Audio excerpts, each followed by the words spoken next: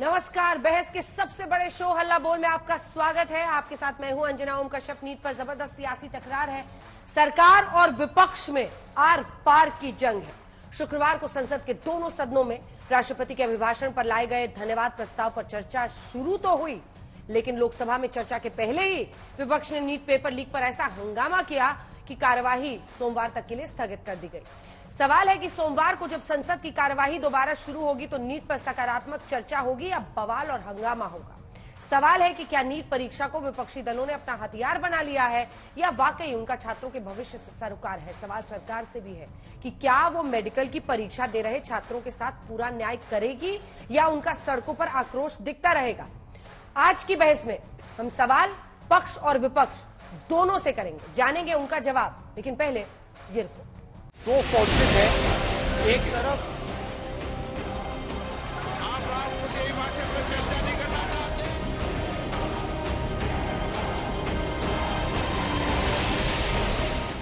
अभी स्थगन प्रस्तावों को नहीं लिया जाता। तीसरी बार मोदी सरकार बनने के बाद जिस तरह से संसद के सत्र का आगाज हुआ है, वो हंगामा, विपक्ष का शोर नए हफ्ते के पहले दिन और जोरदार तरीके से दिखाई दे सकता है। खासतौर पर नीट के मुद्दे पर विपक्ष सरकार से चर्चा की मांग करते हुए तीखे तेवर दिखा सकता है। यूं तो राष्ट्रपति के अभिभाषण पर धन्यवाद प्रस्ताव पर चर्चा की शुरुआत होगी। पूर्व केंद्रीय मंत्री अनुराग ठाकुर चर्चा की शुरुआत करेंगे, लेकिन संसद के माहौल को देखते हुए तय है कि विपक्षी सांसद नीट पर चर्चा की अपनी मांग से पीछे नहीं हटेंगे। इससे पहले नीट में फर्जीवाड़े का आरोप लगाते हुए सदन में जबरदस्त कोहराम मचा। 22 सांसदों ने दोनों सदनों में स्थगन प्रस्ताव दिया।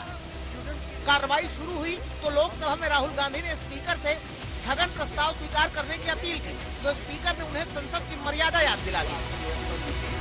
इस मुद्दे को हम जरूरी मानते हैं और इसीलिए हमने सोचा था कि आज स्टूडेंट्स की रिस्पेक्ट करने के लिए हम नीट पर डिस्कशन करें। एडजस्टमेंट मोशन पर और अन्य विषयों पर पहले ही व्यवस्था दे चुके हैं, इसलिए मैं सदन से आग्रह करूंगा कि आप प्रतिपक्ष के नेता हैं, आप संसदीय मर्यादाओं का पालन करेगा, ऐसी मेरी अपेक्षा आपसे। दो फोर्सेज है, एक तरफ हंगामा सदन में विपक्षी नेताओं के माइक बंद होने के मुद्दे पर भी हो सकता है, जिसका असर सदन में शुक्रवार को भी दिख चुका है। सब माइक को दे दीजिए। माइक में बंद नहीं करता हूं। विपक्ष के माइक बंद करने वाले आरोपों पर स्पीकर सफाई दे चुके हैं। माइक में बंद नहीं करता हूं, पूर्व में भी आपको व्यवस्था दी थी, यहाँ कोई बटन नहीं होता। लेकिन विपक्षी नेताओं के तेवर कम नहीं हो रहे हैं। नीट के में पेपर लीक का मुद्दा राहुल गांधी जी ने जिस रूप से शालीनता से उठाया और कहा कि इस पे दलगत राजनीति से ऊपर उठकर पूरे सदन का एक दृष्टिकोण बने, इस बात की मांग जब उन्होंने करी तो तुरंत उनके प्रस्ताव को न सिर्फ अस्वीकार किया गया, लेकिन उनके माइक को, वो जो बोल ही रहे थे तो माइक को स्विच ऑफ कर दिया। सदन को रोक करके सदन को चलने नहीं देने का जो रवैया अपनाया है, ये कांग्रेस पार्टी ने सही नहीं किया है और परंपरा को तोड़ने का जो काम कांग्रेस ने किया है, मैं उसका खंडन करता हूं। संसद में संग्राम के मुद्दे और भी हैं। विपक्ष अग्निवीर, महंगाई जैसे मुद्दों पर सरकार को घेरने की तैयारी में है, जिसे लेकर भी सदन में तकरार बढ़ सकती है। उधर राज्यसभा में राष्ट्रपति के अभिभाषण पर चर्चा की शुरुआत करते हुए सुधांशु त्रिवेदी ने संविधान को लेकर घेरा और नेहरू तक पहुंच गए।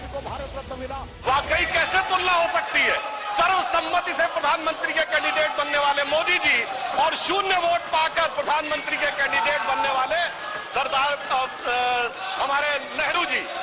एक वो नेता जिसको पूरे देश ने नेता माना, एक वो नेता जिसको उसकी पार्टी में किसी ने नेता नहीं माना, इसलिए वाकई तुलना नहीं हो सकती। कांग्रेसी सांसद एक बार फिर संसद में इस मुद्दे को उठा सकते हैं। संसद का ये पहला सत्र है, गतिरोध की शुरुआत हो चुकी है। सरकार और विपक्षी सांसदों के बीच तनातनी बढ़ती दिख रही है, लेकिन नीट का मुद्दा अहम है, छात्रों के भविष्य से जुड़ा है। सड़कों पर विपक्ष इस मुद्दे को जोरदार तरीके से उठा रहा है और संसद में भी नीट पर चर्चा के लिए सरकार पर दबाव बना रहा है। आज तक ब्यूरो। आइए आपका परिचय खास मेहमानों से कराते। प्रवीण खंडेलवाल हमारे साथ सांसद लोकसभा के भारतीय जनता पार्टी की तरफ से जुड़ रहे हैं और हमने इसीलिए आज सांसदों को ज्यादातर कांग्रेस और बीजेपी की तरफ से बुलाया है। सतपाल ब्रह्मचारी जी जो कि सांसद हैं लोकसभा से कांग्रेस पार्टी की तरफ से हमारे साथ जुड़ रहे हैं। राजीव रंजन जी प्रवक्ता जेडीयू के, डॉक्टर आशुतोष वर्मा प्रवक्ता समाजवादी पार्टी के। प्रवीण खंडेलवाल जी, ये मंत्र आप ही लोग समझाते थे कि जिसकी सरकार होती है उसी पर जिम्मेदारी होती है कि संसद चले। तो ये जिम्मेदारी क्या आप कल निभा पाएंगे सोमवार को, जब हम ये माने कि राष्ट्रपति के अभिभाषण पर चर्चा होनी है? विपक्ष कह रहा है नीट बड़ा मुद्दा है, नीट पर आप लोग क्यों नहीं बहस कराते? अंजना जी, मैं आपको ये बताना चाहता हूं कि निश्चित रूप से संसद चलाना सरकार का काम है, लेकिन सरकार के साथ साथ विपक्ष भी संसद चलाने के लिए उत्तरदायी है। लेकिन जब विपक्ष ये तय कर ले कि वो काम कुछ नहीं करेंगे, केवल संसद के अनुशासन को भंग करेंगे, संसद चलने नहीं देंगे, संसद के वेल में आकर के स्पीकर के सामने खड़े होकर के उद्दंडता करेंगे, तो संसद कैसे चलेगी? हमने देखा कल किस प्रकार का वातावरण कांग्रेस के मित्रों ने संसद में बनाया। आखिरकार स्पीकर साहब को संसद को एडजर्न कर देना पड़ा। तो पहले कांग्रेस के लोग ये तय करें कि क्या वो शोर मचाने के लिए संसद में आ रहे हैं या संसद पर चर्चा करने के लिए आ रहे हैं। स्पीकर साहब ने कहा कि धन्यवाद प्रस्ताव पर जो इन्हें बोलना हो वो बोले, खुल के आजादी है, लेकिन ये नीट की आड़ में छात्रों के भविष्य के साथ खिलवाड़ कर रहे हैं। इनमें से किसी को छात्रों के भविष्य की चिंता नहीं है। ये लोग केवल और केवल संसद को राजनीति का अड्डा बनाना चाहते हैं। ऐसा होने नहीं दिया जाएगा। सतपाल ब्रह्मचारी जी, आपने उनकी बातों को सुना। देखिए, कुल मिलाकर भारतीय जनता पार्टी यही कह रही है कि जो संसदीय परंपराएं हैं उसी को मानते हुए वो राष्ट्रपति के अभिभाषण पर चाहते पहले चर्चा, फिर नीट पर चर्चा के लिए सरकार तैयार है। सतपाल जी, देखिए, विपक्ष के सभी सम्मानित नेतागण सम्मान करते हैं पीठ का, और मैं नीट पे कहना चाहता हूं कि हजारों लाखों नौजवानों का भविष्य की बात, उनके साथ ऐसा खिलवाड़ नहीं होना चाहिए। जो नीट की परीक्षा है, अन्य परीक्षा है, सभी में कुछ न कुछ गड़बड़ होती रही है, और हम सब लोग चाहते हैं, हर युवा चाहता है, हर बेरोजगार नौजवान चाहता है कि हमारी जो परीक्षाएं हैं वो पारदर्शी होनी चाहिए, न कि अलग अलग कारणों से हर बार परीक्षा नेट की हो, नीट की हो, कोई अन्य परीक्षा हो, सब कहीं न कहीं भ्रष्टाचार इसमें दिखाई देता है। नहीं, आपने मेरे सवाल का लेकिन जवाब नहीं दिया। सरकार बहस के लिए तैयार है, लेकिन राष्ट्रपति के अभिभाषण पर तो बात हो जाए, उसमें क्या दिक्कत है? अगर जो अभी तक की परंपरा है उसको मानकर किया जाए, उसमें क्या प्रॉब्लम है? देखिए, परंपरा का हम सब सम्मान करते हैं, पीठ का बहुत सम्मान करते हैं, लेकिन जब हमारे नेता ने और कई हमारे सांसदों ने ये बात उठाई कि भाई पहले इस पे चर्चा होनी चाहिए, शिक्षा मंत्री इसका जवाब देते, कहां पर गड़बड़ी हुई है। लेकिन वो कह रहे हैं कि सीबीआई के हाथ में है केस, सीबीआई जांच कर रही है। एक हजारीबाग के स्कूल के प्रिंसिपल को भी अरेस्ट किया गया है, अन्य लोग जो इससे जुड़े हुए हैं उन सब पर कार्रवाई हो रही है। ऐसे में उस कार्रवाई को संसद में बताना चाहिए ना सबको, मंत्री ने क्या क्या कार्रवाई, कहां पर गड़बड़ हुई है, किस स्तर पर गड़बड़ हुई है, क्या हमेशा ही गड़बड़ होती रहेगी? राजीव जी, और ये सब की शुरुआत वही बिहार, झारखंड, इन तमाम इलाकों से हुई है, और बहुत बड़ा सवाल है ये, छात्रों के भविष्य का सवाल है, विपक्ष इस पर अड़ा हुआ है। देखिए, नीट के पेपर लीक के मामले को लेकर मुझे ऐसा लगता है कि बिहार की आर्थिक अपराध इकाई ने इस पूरे प्रकरण से पर्दा उठाने का काम किया है, और ये सच है कि पेपर लीक की घटनाएं केवल नीट तक सीमित नहीं मानी जानी चाहिए। तो सबसे पहली बात तो ये है कि देश के अनेक राज्य जहां कांग्रेस की भी सरकारें रही हैं, दूसरे दलों की भी सरकारें रही हैं और एनडीए की सरकारें भी रही हैं, पेपर लीक की घटनाएं वहां बदस्तूर जारी रही है। इस घटना ने निसंदेह इसे एक तार्किक परिणति पर पहुंचने का जो एक मनोवैज्ञानिक दबाव है पूरे देश पर बढ़ाया है। और आज हमारी पार्टी की राष्ट्रीय कार्य समिति की बैठक में भी नीट पर हम लोगों ने प्रस्ताव लिया है कि इस पर दोषियों के खिलाफ कठोरतम कार्रवाई सुनिश्चित की जानी चाहिए। हम ये मानते हैं कि हिंदुस्तान के नौजवानों का भविष्य और पूरी दुनिया में जो प्रतिस्पर्धा से के जो एग्जाम्स हैं, जो परीक्षाएं हैं, इन परीक्षाओं के जो उसकी साख पर सवाल नहीं उठे, इसे समय रहते इसे संभाल लिया जाना चाहिए। और इस दिशा में जो केंद्र सरकार ने हाल के दिनों में जो बड़े फैसले लिए, एक तरफ पेपर लीक को रोकने के लिए एक कड़ा कानून आज अस्तित्व में है, दूसरी तरफ देश के प्रमुख शिक्षाविदों की हाई पावर कमेटी भी बनाई गई है, और जिस एजेंसी के ऊपर गाज गिरना था उस एजेंसी के डीजी को भी बदल दिया गया है। अब जहां तक जो स्ट्रक्चरल रिफॉर्म्स की बात है,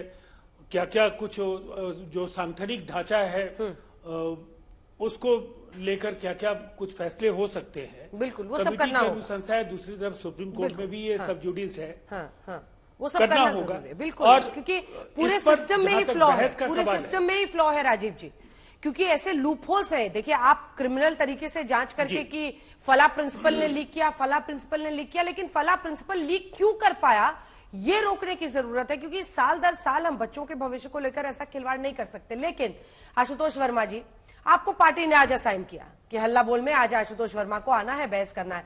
आप यहां पर आइए, हैं करके चिल्ला चिल्ला के, मतलब जो भी शोर मचाइए, जो भी कीजिए, आप विरोध कर रहे हैं, आप बड़े इशू पर ही बोल रहे हैं, लेकिन लगातार बोलते रहिए 40-45 मिनट, उठ के चल दीजिए।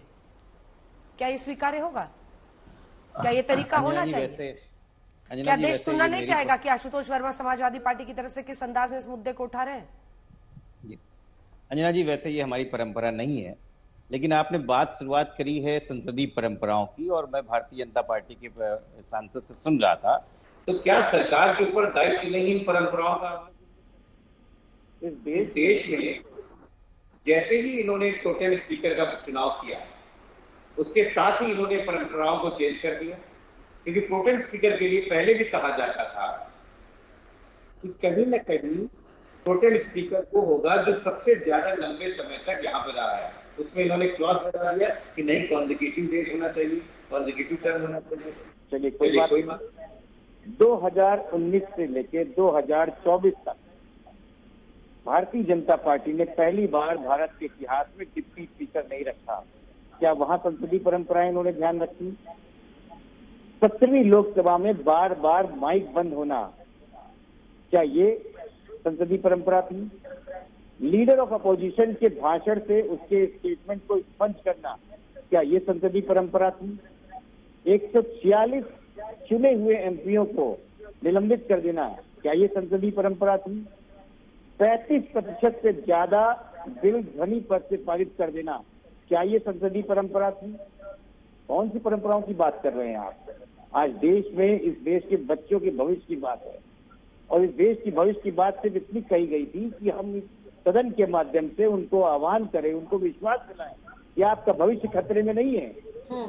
उसके लिए भारतीय जनता पार्टी तैयार नहीं है और विपक्ष कोसती है। याद कीजिए अरुण जेटली जी ने क्या कहा था, सुषमा स्वराज जी ने क्या कहा था कि सरकार को की जिम्मेदारी है कि सदन वो चलाए। आखिर किरण रिजिजू जी को बनाया किस लिए गया है? अर्जुन मेघवाल जी को बनाया किस लिए गया है? ठीक है, प्रवीण खंडेलवाल जी अब इसका जवाब देंगे। प्रवीण खंडेलवाल जी, अब आप जवाब दीजिए।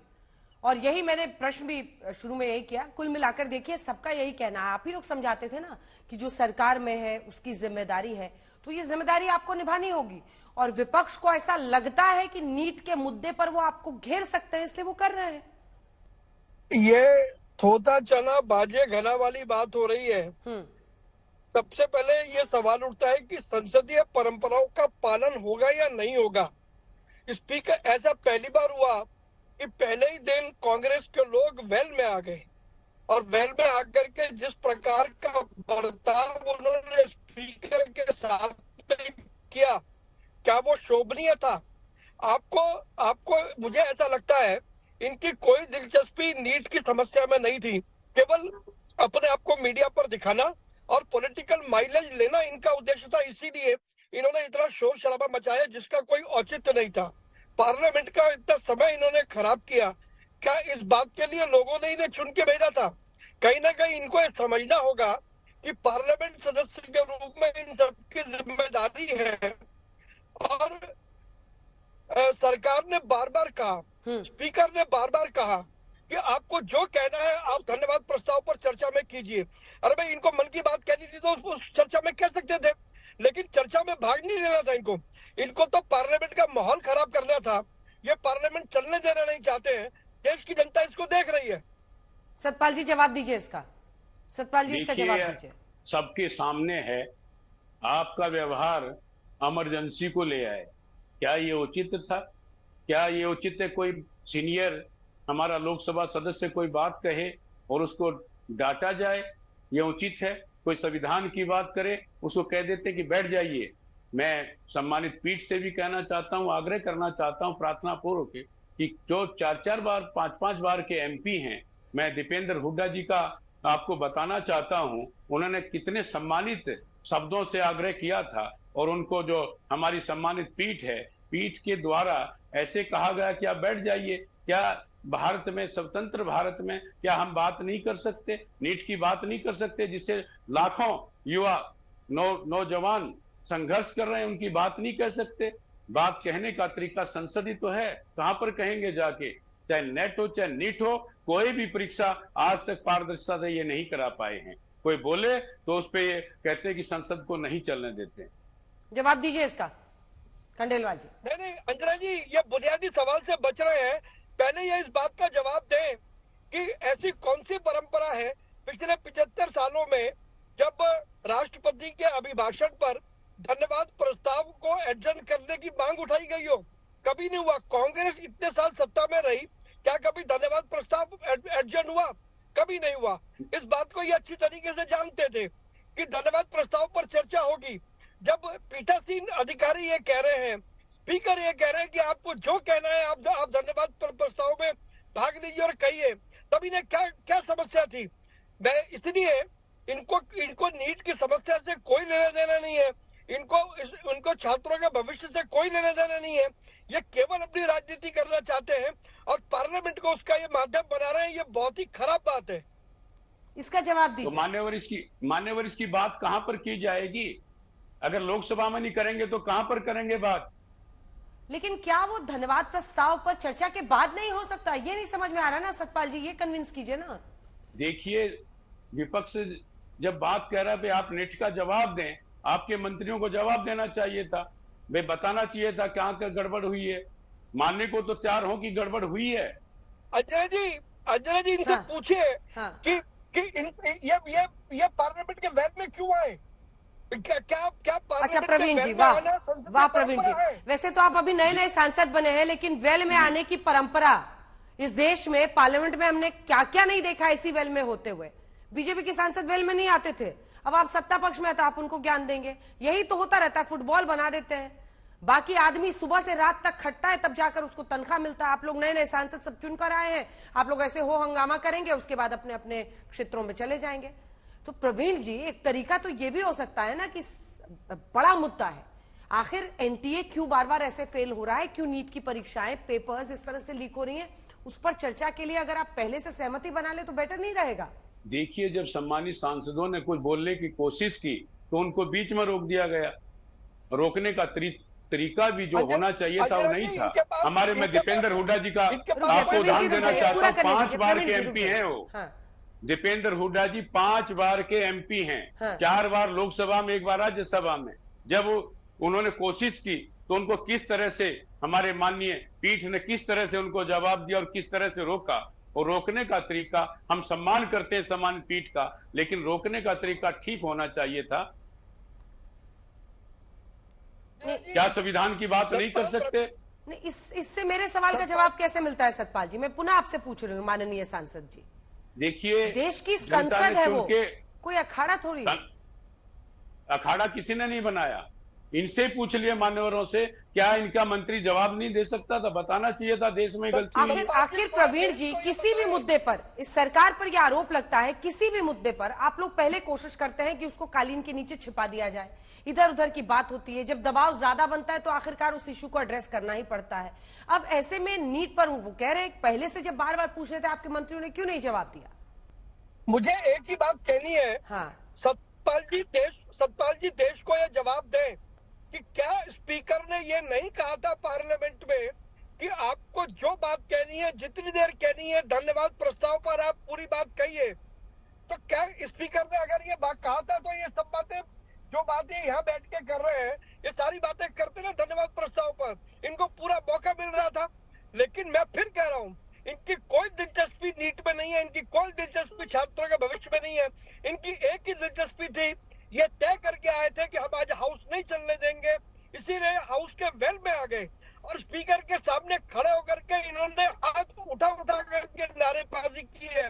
आशुतोष जी आप इसका जवाब दीजिए। वो कह रहे हैं कि मंशा ही सिर्फ यही है, मंशा है कि वहां पर हंगामा करना है, इसी वजह से इस तरह की परिस्थिति बन रही है। नहीं देखिए अंजना जी, ये एक साइमल्टेनियस प्रकरण ऐसा हुआ कि जैसे ही नई संसद बनी उसी के पैरेलल ही नीट की परीक्षा में ये धांधली पकड़ी गई। लेकिन लगातार पिछले चुनाव के दौरान और इस दौरान में लगातार एनटी के ऊपर सवाल उठ रहे थे और अब एक अनुमान लगभग 2 करोड़ ऐसे छात्र पूरे देश में हैं जो प्रभावित हो गए थे। 2 करोड़ परिवार के साथ उनके माँ बाप को मिला ले तो 6 करोड़ लोग एक बड़ी चीजों से प्रभावित है और अनिश्चितताओं के हालात ये हैं कि काउंसलिंग पे भी रोक नहीं लगी है। अभी कुछ ही दिनों में काउंसलिंग हो जाएगी और एडमिशन हो जाएगा, उसके बाद इन बच्चों का क्या होगा कुछ नहीं पता। हमारे नेता ने सिर्फ इतना कहा था कि इस पे चर्चा होनी चाहिए और शायद ये परम इंपॉर्टेंट है।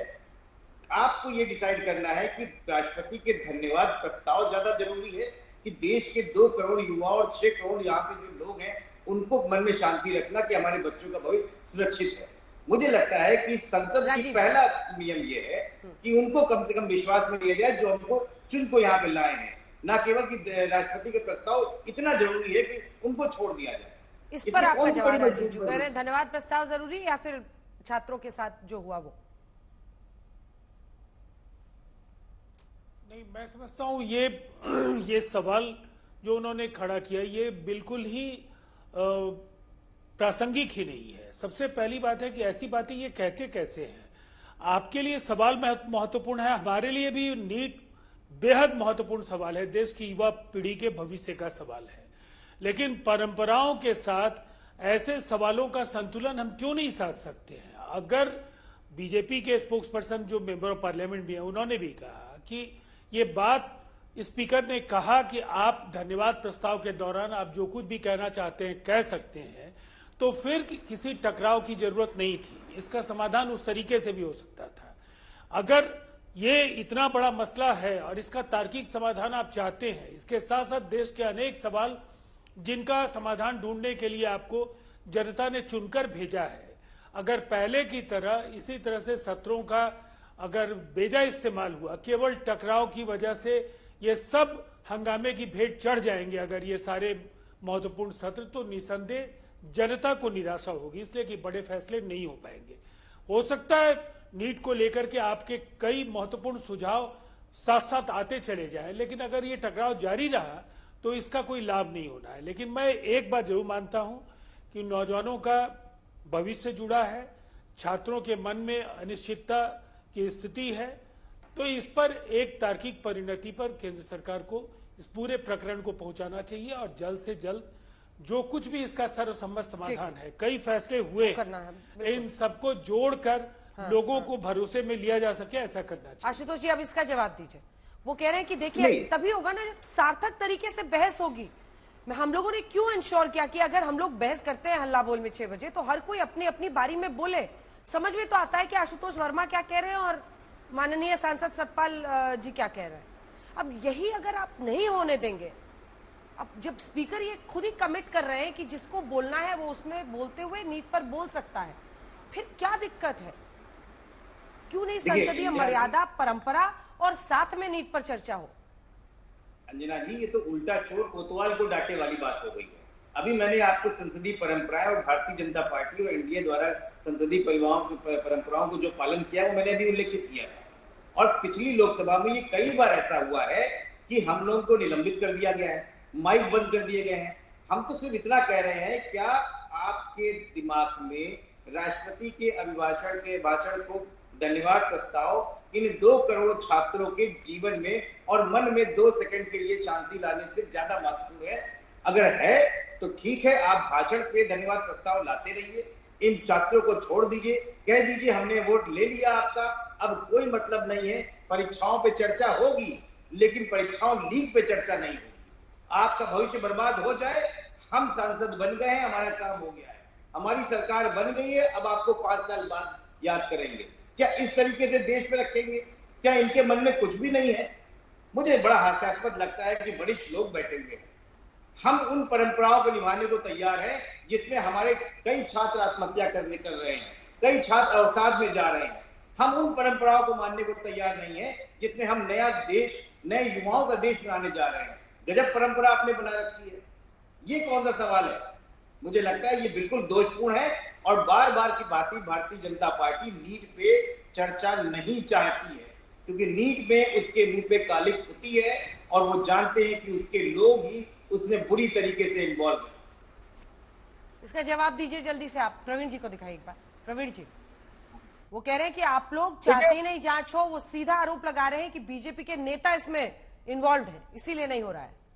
संसदीय परंपराओं का पालन हमेशा हुआ है और मुद्दे की बात इतनी थी कि अगर इनको नीट पर कुछ कहना था तो धन्यवाद प्रस्ताव पर चर्चा के दौरान जब स्पीकर ने बार बार ये कहा आप कुछ भी कहें तो ये उस वक्त ही बात कह सकते थे, हाउस को एडजर्न करने की नौबत नहीं आती और कल ही इनको अपनी बात कहने का मौका मिल जाता। लेकिन मैं जो बात यहाँ कह रहा हूँ कि यहाँ पर सवाल चर्चा करने का नहीं था, सवाल ये था कि नीट के मामले पर संसद को कैसे रोका जाए, संसद को कैसे संसद का समय बर्बाद किया जाए। और इसीलिए ये वेल में चल कर के आए, क्योंकि वेल में आने के बाद में कार्रवाई चलाना किसी भी स्पीकर के लिए कठिन काम है और इसलिए स्पीकर को कुछ जब दूसरा चारा नहीं दिखा तो मजबूर होकर के उन्होंने हाउस को एडजर्न करना पड़ा।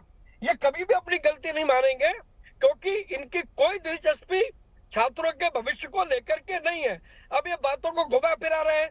सतपाल जी इमरजेंसी के रेजोल्यूशन की बात कर रहे हैं, आशुतोष जी कुछ अपनी दूसरी बात कर रहे हैं। अरे भाई बुनियादी सवाल पे जवाब दो ना।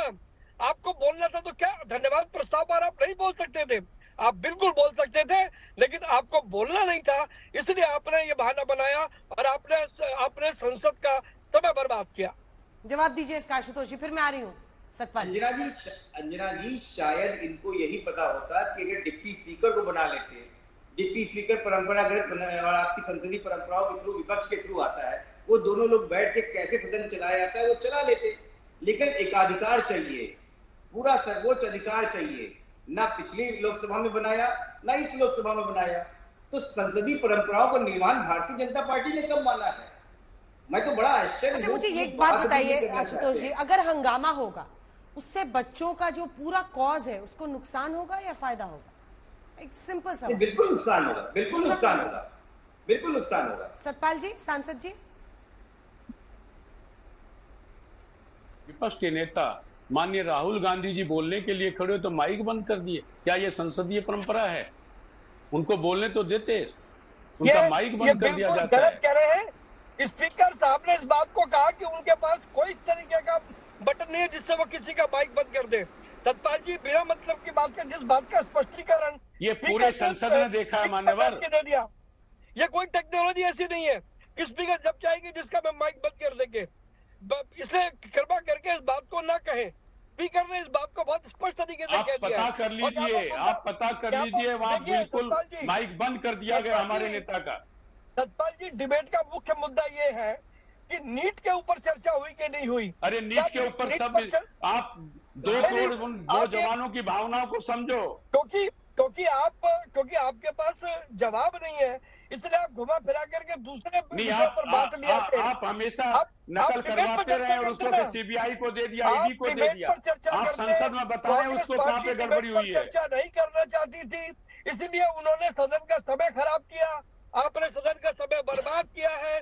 देश इस बात को देख रहा है, देश देख रहा है। 2 करोड़ नौजवानों के साथ आपने बोले सतपाल जी, इसके बाद आ रहे हैं। हर नीट की परीक्षा, नेट की हो, कोई भी परीक्षा अभी तक पारदर्शी आप लोग नहीं करा पाए। सतपाल जी अगर आप चर्चा में भाग लेते तो सारे विषय जो आप यहाँ चैनल में बैठ के कर रहे हैं आप सारे संसद में करते।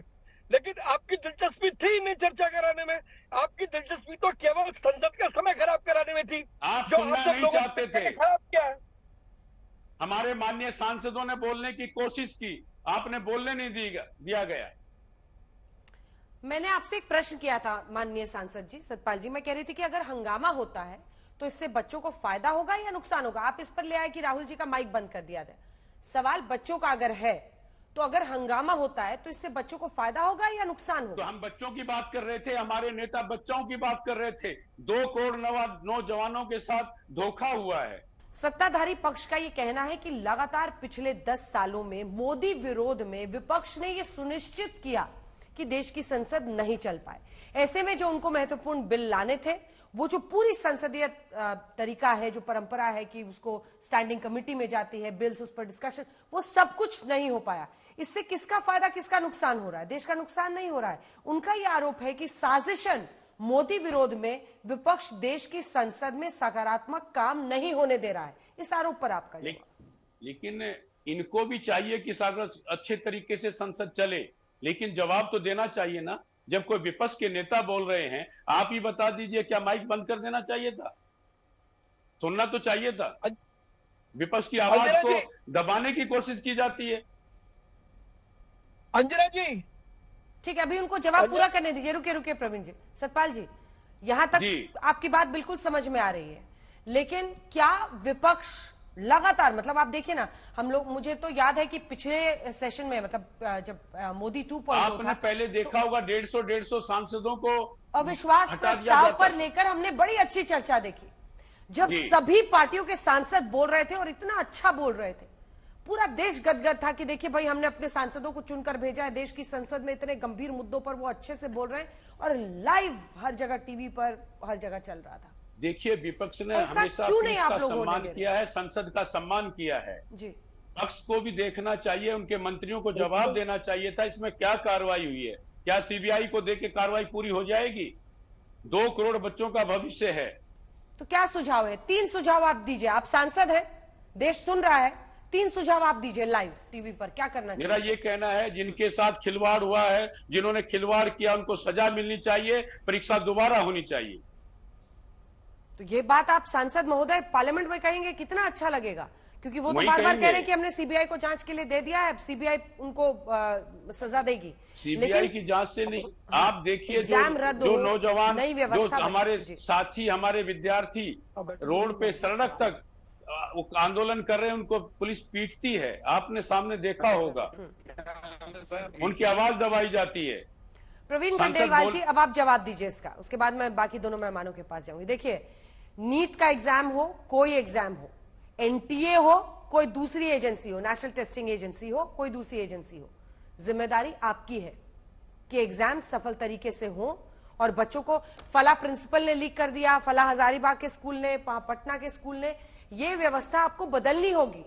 प्रवीण जी देखिए, एक बात तय है, चाहे विपक्ष संसद में हंगामा करे ना करे, जवाबदेही आपकी बनती है, आप सरकार है साहब। और इसीलिए मेरा प्रश्न, देखिए आप लोगों की बैठक भी हुई ना, यूपी में बैठक हुई, इसमें ये कहा गया कि आरक्षण के खिलाफ जो हमारे खिलाफ कैंपेन किया गया, इसकी वजह से हमें नुकसान हुआ। पेपर लीक भी एक बड़ा मुद्दा था। अगर उत्तर प्रदेश में आपकी सीटें जबरदस्त तरीके से घटी है, पेपर लीक एक बड़ा इशू था। आपकी जवाबदेही, आपकी जिम्मेदारी है।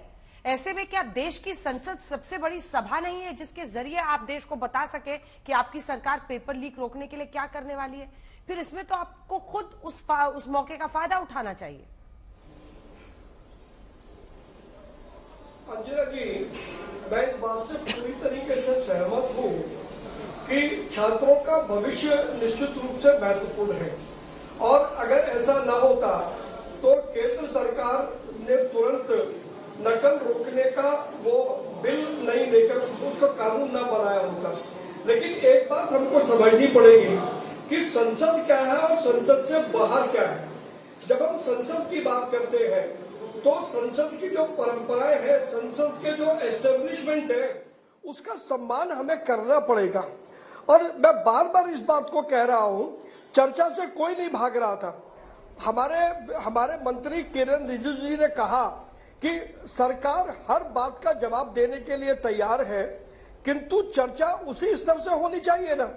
और जब धन्यवाद प्रस्ताव पर इनको पूरी अपॉर्चुनिटी मिल रही थी, स्पीकर ने कहा, हमारे सरकार के मंत्री ने कहा, तो उसके बाद इनको हंगामा मचाने की जरूरत क्या थी?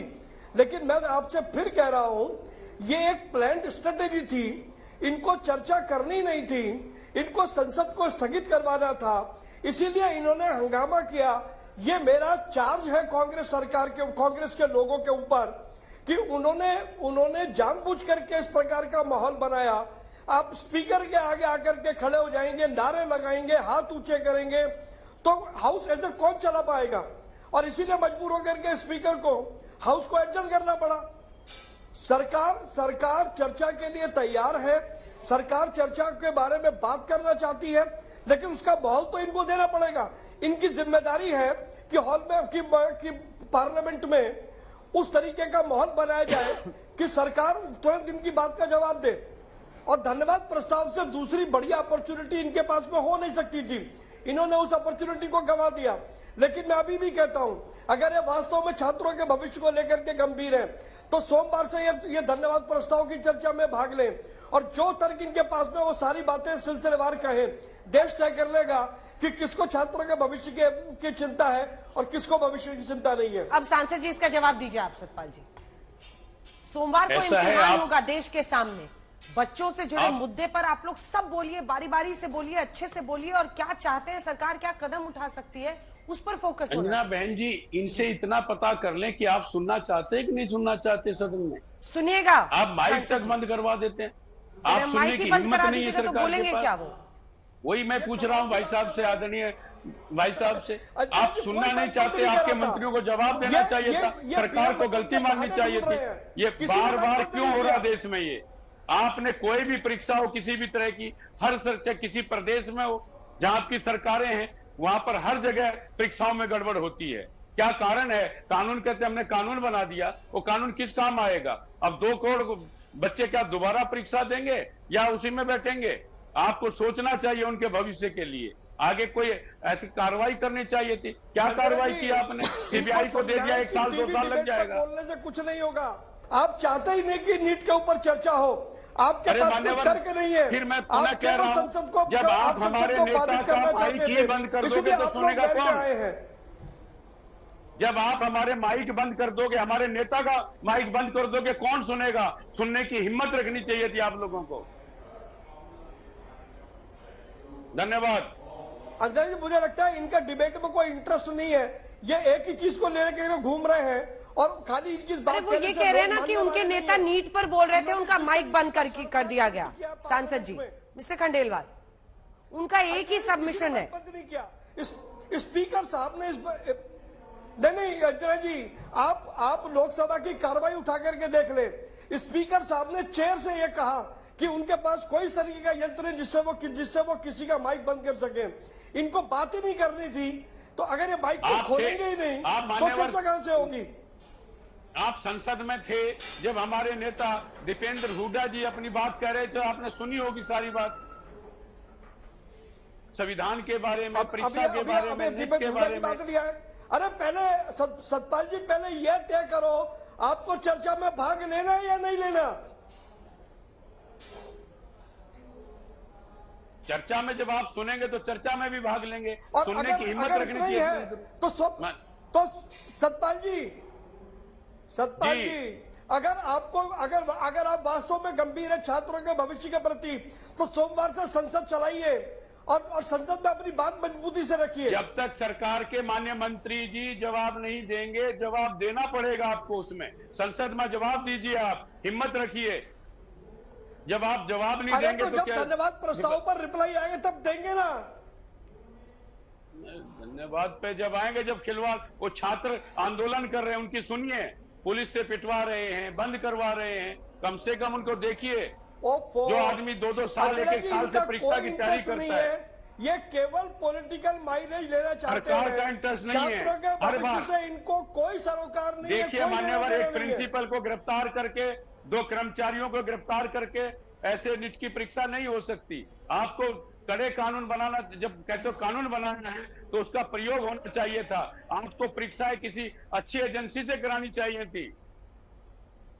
आशुतोष वर्मा, डॉक्टर आशुतोष वर्मा, एक जवाब आपका। सवाल है कि तमाम जो इश्यूज है ये अच्छे से, जैसे 6 बजे के हल्ला बोल में बोल रहे हैं, तो जनता भी समझ रही होगी कि किसकी क्या मंशा है।